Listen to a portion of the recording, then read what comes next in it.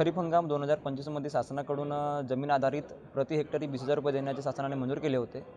त्या आधारावर शेतकऱ्यांना बोनस मिळाले नाही आणि त्यांचे सातबारे ब्लॉक झाले की आज डेमो ते आम्हाला सांगत आहेत आणि आम्ही बोनस मिळवण्याकरिता वारंवार कमीत कमी 6 महिने झाले आम्ही डीएम ऑफिसला येत आहोत. परंतु अजूनपर्यंत ते सांगत आहेत की आम्हाला आमची प्रक्रिया पूर्ण व्हायलाच आहे, चौकशी सुरू आहे. ते त्यांचा विषय आहे.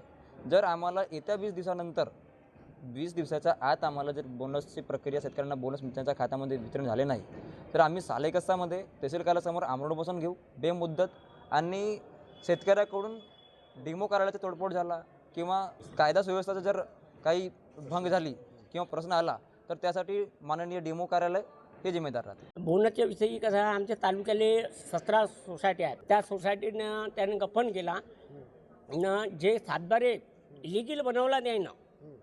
कधी बी कास्तकार आपले सातबारे 2 एकर जमीन आता 5 एकर सातबारा नाही बनवू शकत.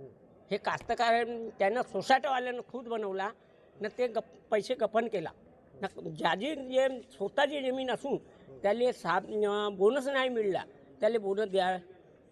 आज आपण इथं कशाला आले? आपण बोनसच्यालाही आपल्या लढाईलाही आपल्या हकच्या लढाईला आलो. तर नाही झालं तर काय करणार? आपण आमरण उपोषण करणार आहोत तालुक्यात पुऱ्या जिल्ह्यात.